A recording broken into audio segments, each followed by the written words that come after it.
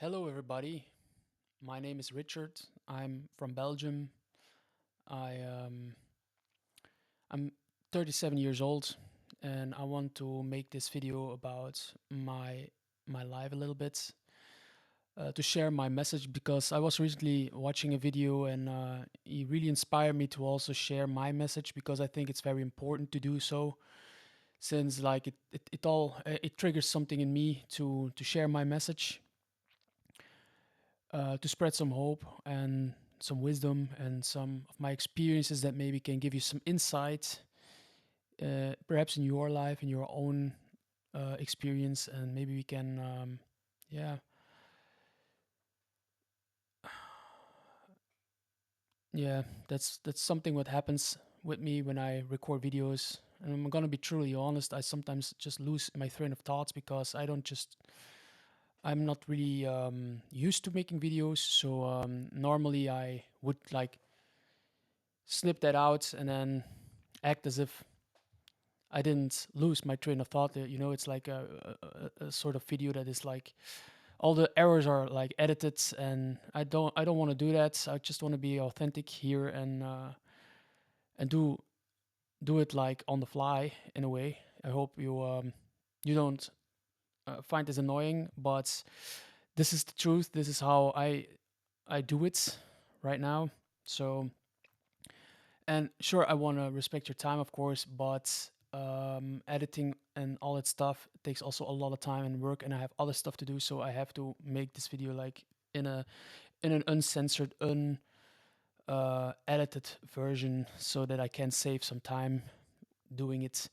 But anyways, it is very important to share your message in a way because many people are probably going through a very similar thing that you are going through, and your video can maybe inspire the next person to also like look at his life and be empathic towards its experience and try to share it with the world so that other people can do the same thing and find some relief in it. Because for me it's like I'm not really a journaler. I don't really write. Only I write like on the internet, like on YouTube comments that I never get a response to, or sometimes I do, but it's like writing is a very limited kind of thing for me. I think speaking in front of a camera or recording yourself is like more, you can like you can do things with making a video what you cannot do with writing, because yeah, you can write it and then erase it and then write again, and or you can, yeah, you can do a lot with writing, but it's different.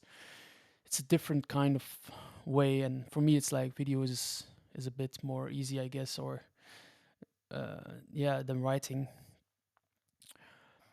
And excuse me for my language. This is not my native language. I just learned the English language for most parts via YouTube videos, because I was like looking up a ton of YouTube videos in the last 10 years. I was like binging YouTube, and it's how I learned to speak this language. And it's also because I try to record videos in the English language, and I'm not perfect at it. I'm not gonna say that, but and I still struggle to find some certain words in certain areas.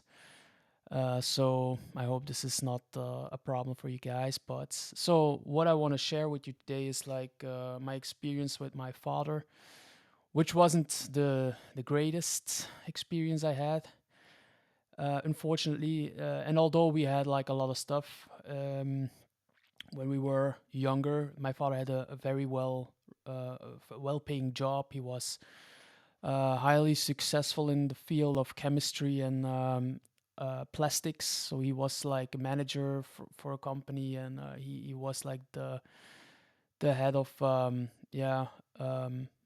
team for developing like flame retardant products in like televisions and whatnot. Like in all kinds of sorts of plastics, you have like these compounds that reduce the probability that it will take fire, so to speak. and this was what he was doing. And yeah, it was like a booming business, a booming kind of thing. And so he was always busy working, and he wasn't really there for us as a family. Like for me and my sister, it was we were growing up. Uh, we had a lot of material things, and we had like we never suffered like poverty or financial problems. And so we, yeah, it's kind of strange, but there was not really a father there, and I didn't know that back when I was younger. I didn't, probably I felt things, but it's difficult to know exactly how I was feeling when I was like 8 years or 13 years. It's like I cannot really imagine anymore how it was exactly, but I know that it's in my adult life that it does like a lot of problem. It created a lot of problems in my life later down the road. So yeah, we grew up like pretty pretty how do you say it, like in it was like middle class, like upper middle class kind of family. And but he was never there, he was not present, and he always pushed me away for most of the time when I was a kid. And he was also playing music, and I was like trying to connect and trying to like show interest, and because that's what we do as kids, probably, that we are interested and we want to see, and we want to follow our parents, and to the point that's probably annoying for them. And but he just pushed me away, and he never showed me actually a lot of things. And mostly when I was with him when I was younger, I wasn't doing well at school, and he was like looking down on me for bad grades and bad behavior, and it was very critical and very tyrannical in certain areas and times in our lives. Like probably also when he had like a bad day at work, he was like frustrated, and he was like projecting that onto his family with aggression. And when we didn't behave like he wanted it to, he punished us like physically.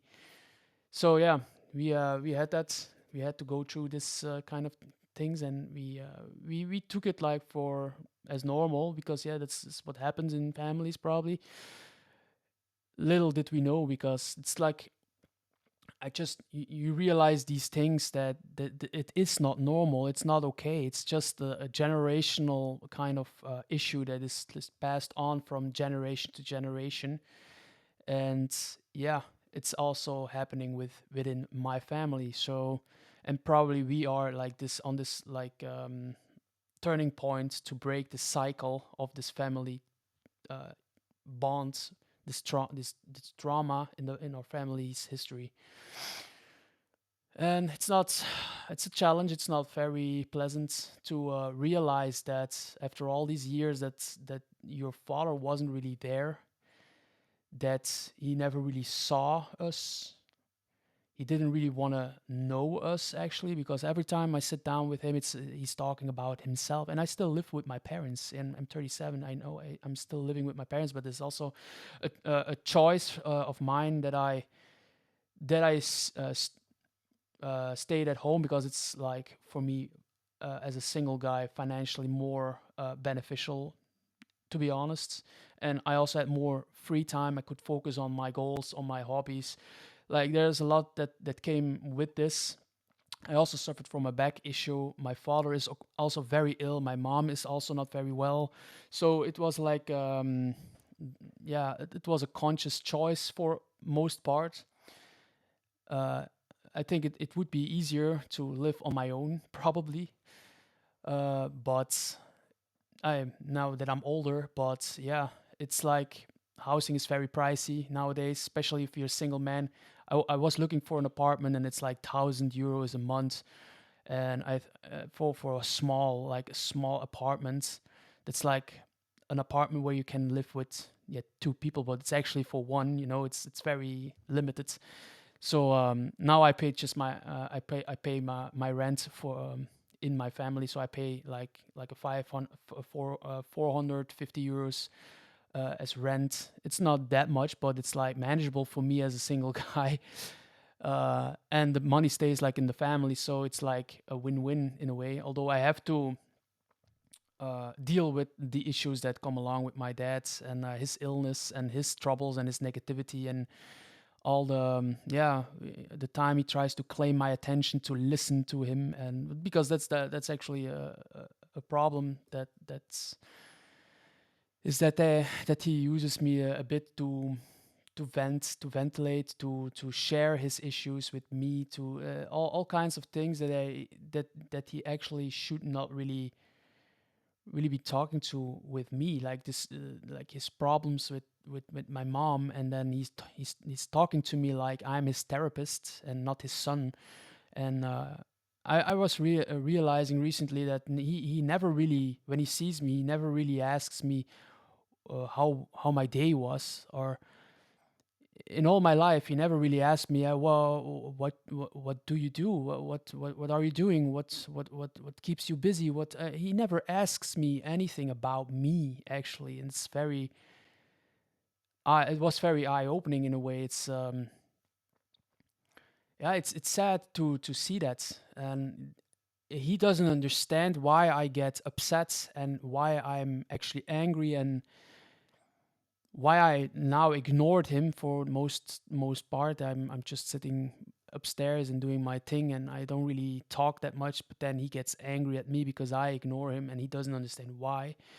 But it's not like the first time that I try to explain myself towards him. But he also gets like very argumentative, and then he tries to explain himself like in this kind of exaggerated way, like very long dialogue monologues. Actually, it's not a dialogue; it's a monologue. Like this, he gives me this whole lecture about why why he does what he does, and he over explains himself, and it's so time consuming. It's so annoying, and he just refuses to take responsibility for his own behavior. He just doesn't want to acknowledge what people actually try to tell him, because my mom, my sister, me, other people really don't really like to be in his presence because of his way of acting. It's not who he is as a person. We see that he came from a troubled home and a troubled household as well.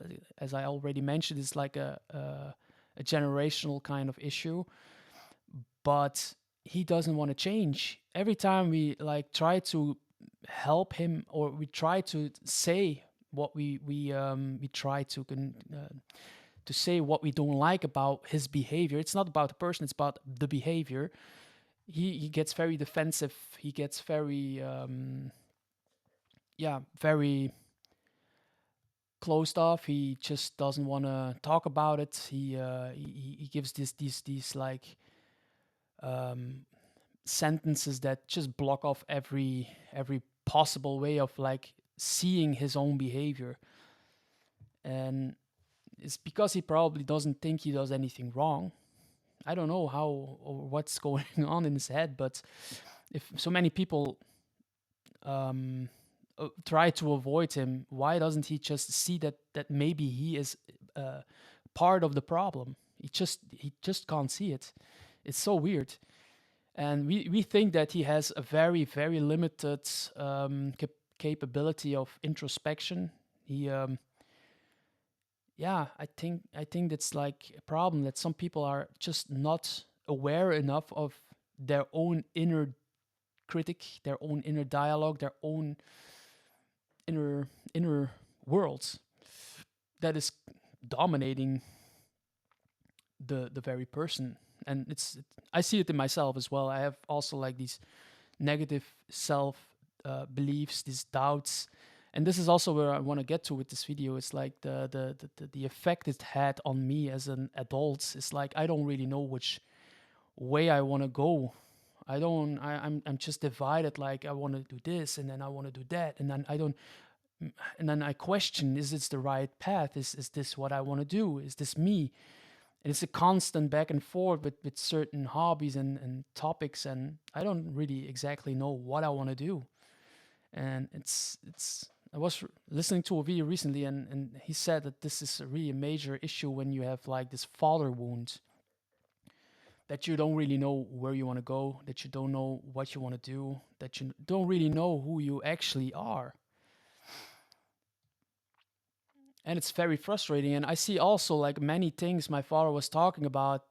He talks a lot about his experiences with women in the past, that they betrayed him, that they treated him badly, and all these negative experiences he had. And I see it in myself when I, or like when he went to a job that everybody wanted to ruin his career, to take his credits, and to he was always very suspicious and very distrustful towards people and women.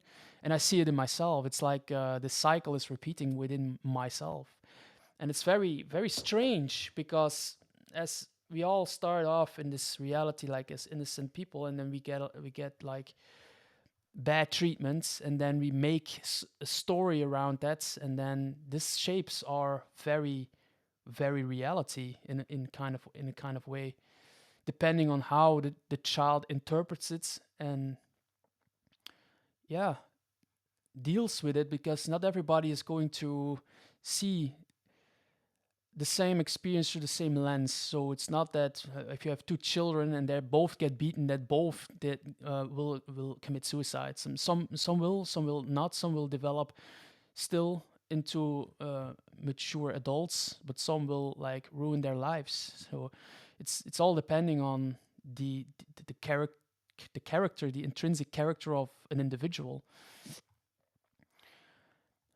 Um, but yeah, it's like also with women, I experienced like relational issues. I'm very uh, I don't really trust many people. I also not always trust myself, because I know that I set some goals, certain goals sometimes, and I can do it for a long period of time, like even 4 months. I was like, or I'm going to the gym. I'm going to the gym. Still 2 years, and but now my shoulder is a little bit. There's a little issue with my shoulder, but I started to do my routine. Like I was very strict with the routine, and then after so many time, then I just slack a little bit off, and then I lose momentum, and I still keep going to the gym, but the quality of my training isn't like in the beginning. And I see that with many things I do. I start off very strongly with many hobbies, and I get very good in a short time, but then eventually I get these thoughts about the point of what am I actually doing? Why do I do this? And yeah, I don't know. It's maybe a form of self sabotage that is going on subconsciously, that these thoughts creep in, because I see so many great things on the internet, and then I see myself and I say, well, I'm just fooling myself, trying to pursue this goal, trying to pursue this so-called dream. I don't even know if it's my dream. I think it's my dream, but I'm not really sure. Maybe I try to do these things to stand out, to that people can see me, that I want to be seen, um, that my father sees me as something, that I'm not a failure or something. I don't know why. Although music really draws me in a way. I it did, but I had some negative views upon it, and it's like my mind is just trying to push it away in some sort of way. Like I was like very very well with the piano. I was practicing a lot. I thought this is my thing. I'm gonna be a musician. I'm gonna be a pianist. And again, I started off very strongly. Did this for 4 years, not music school, but then eventually I had to play concerts, and I was afraid. But my teacher noticed that, and she tried to ease me into it, and it was well. But then eventually I got more interested into blues and jazz, and they didn't really teach that at that school. So I was looking for something different, and there was like a school in Antwerp, the jazz studio, and so I went there for a year try to figure out blues, but I wasn't aware of how this all was like working, and eventually got more interested in jazz and tried to do that, but got burned out by the amount of work they yeah you need to do and know, and was very frustrating in a way because of the lack of guidance. And I quit that. I graduated from this 1 year, so I finished the year, and then I never got back to it because I thought it was way too expensive for the value it gave me. Since you still have to practice all these things on your own, so I thought, man, what's the point? And yeah, I had to play in front of an audience, and I wasn't ready to do it, and it was very shameful. It was very unpleasant. It was very, yeah, I felt very happy and good about it, about this experience. So yeah, and I thought, man, these masters are on such a level, and I'm just starting out, and I'm already like this age, and because I was fairly late with music, it's like I was like in my mid 20s when I started with music, and I'm still getting nowhere in a way after all these years. Like I practiced pieces and I played them. I tried to use to push this music into YouTube and try to do something with YouTube, but still it takes so much work, and I just lost my motivation in a way because yeah, you can. It takes a lot of time to practice a piece and to play it well, and I can play it well like on a camera because I can do it over and over and over again, but when you have to do it in front of an audience, yeah, it's like completely different. You have the stress, you have the anxiety, the fear of failure, all these fears, all these anxieties that come up like when you do something wrong.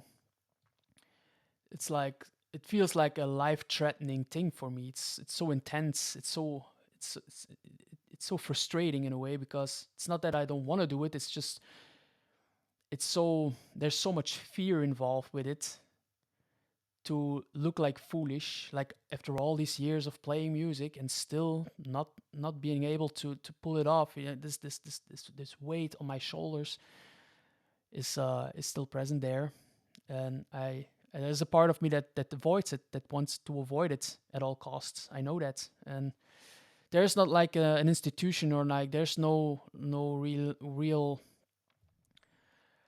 um, course you can follow with professionals who understand this issue, because this is also rooted in the lack of my father. My father wasn't present, who didn't acknowledge me as you're okay, you're not a problem, you are you're doing well, you're my son, and like he never really he wasn't there, that, and this creates all sorts of insecurities. This creates all sorts of problems in adulthood still to this day after so many years, and some people never find this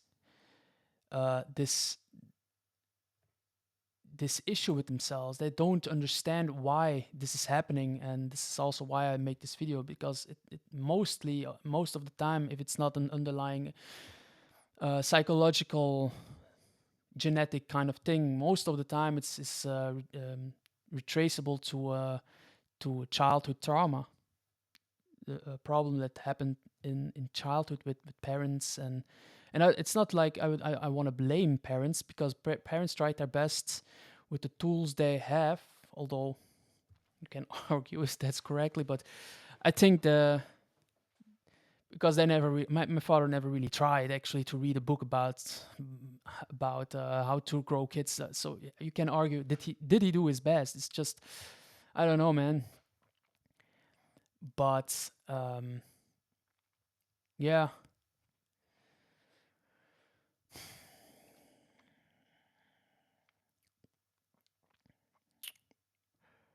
So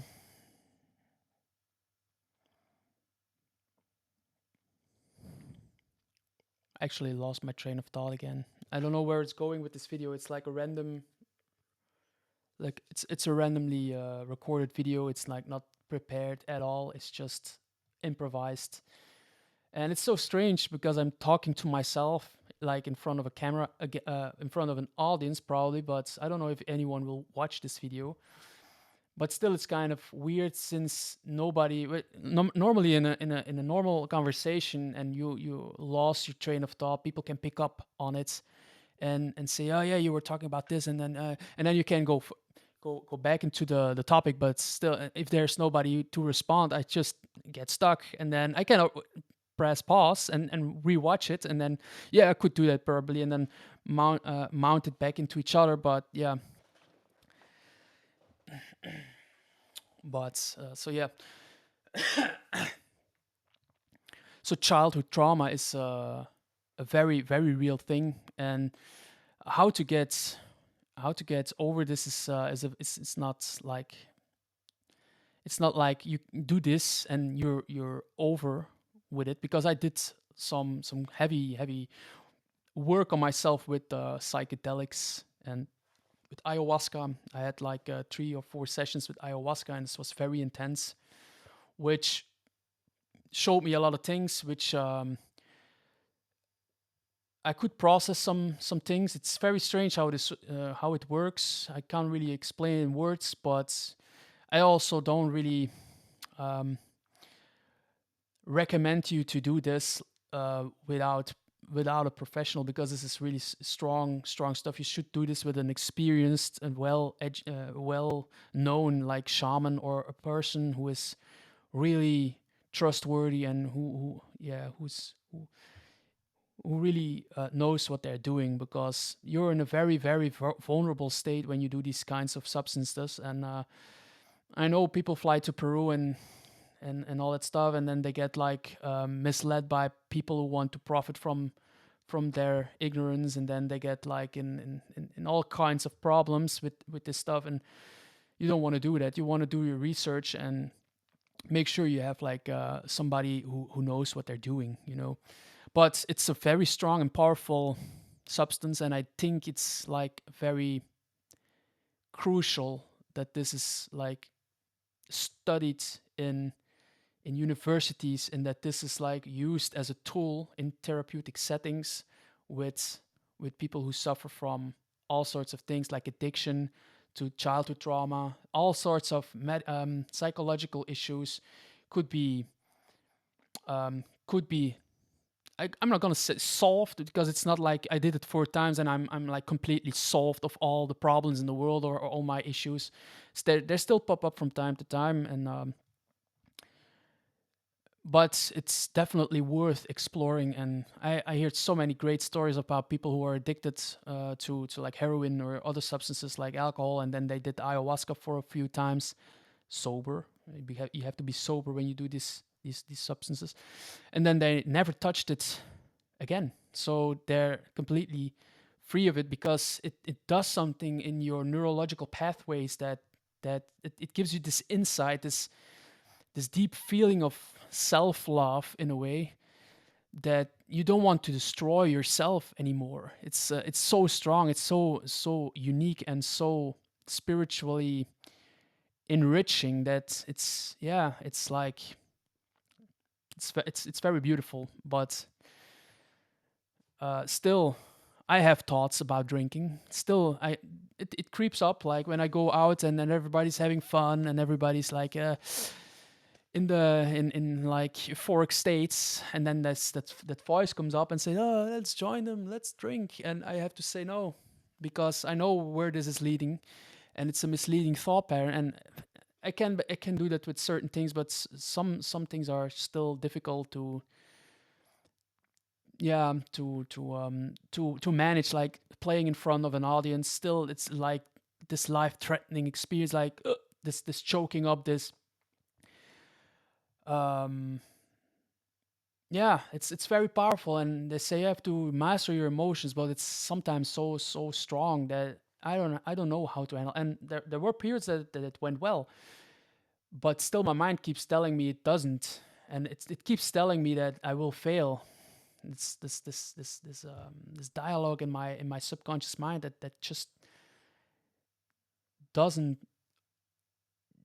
doesn't want to bend in a way. It tries to pull me back into this fearful mind in this fearful state. I don't know why this is still happening from time to time, but it still does that. And that's because of the core belief, the core wound that you're as an individual are not good enough because your parents didn't acknowledge that you were good enough because they couldn't. They themselves don't feel good enough. They didn't have the tools. They didn't receive the love they needed to receive from their parents. And that's going back generation upon generation.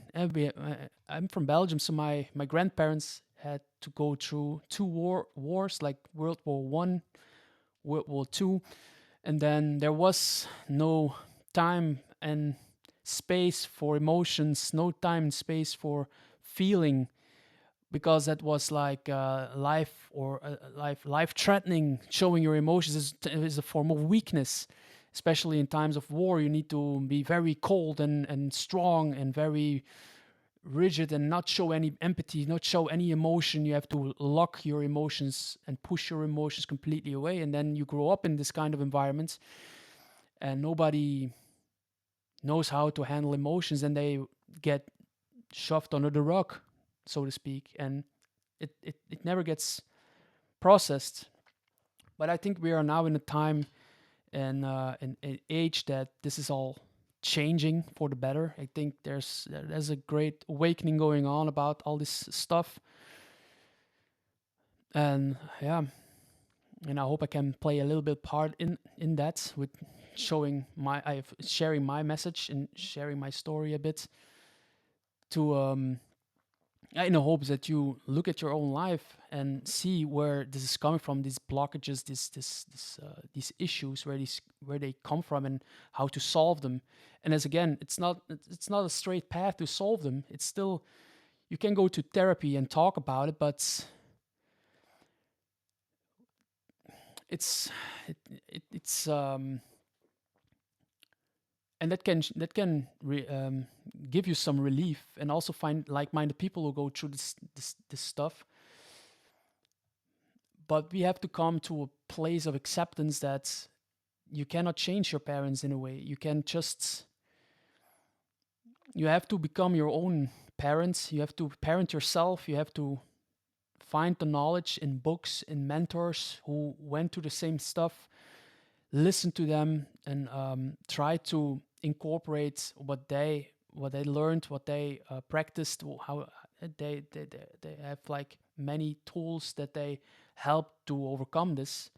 But they still struggle. They still have moments when it's not going well. So it's not like take this pill and you're solved with all the issues. No, it's like you try things and you get better, and then you fall back, and then you get better, and then it's like you can compare this with the weather. You don't have control about the weather. It's just coming up, and it's sometimes the sun shines, and sometimes it's winter, and sometimes it's rainy and stormy. So, and that's the same with our inner worlds, unfortunately. But like psychedelics can give you a very deep insight into into that world, into this chaos, and it can bring. I believe it can give you relief of many things, but still you have to live life. That's just it's just a fact. You cannot just take a pill and hope that everything goes always like planned. And we have also to see where our parents are coming from. It's also that was also a very important part of my journey, that I saw that they were also like innocent children when once, and that they also got damaged by their parents, and then that they didn't have the tools, and then they just tried to do it. They tried to raise kids like how they thought how to do it with the tools they had and the traumas that they carried. And then so yeah, we have to come to a point of acceptance, and forgiveness in a way. It sounds cheesy probably, but it's true that you try to, if you can see where they're coming from, you can maybe have some or feel some compassion towards their experience, and come from a place of understanding and accept of judgment. Like, I know it's tempting to judge them for what they do, and sometimes I still like have my issues, and I sometimes still judge my father for his ignorance and his lack of empathy and his lack of. But I have to remind myself that, yeah, it's I have to still feel like compassion for it in a way, but sometimes forget it and come back to this place of forgiveness and understanding. And but that doesn't mean that you can like tolerate everything that they do. I mean, it's that's not what I'm trying to say. Like, it's not that they can get away with murder in a way. It's you still have to limit probably your time with certain toxic people. Set clear boundaries with certain people.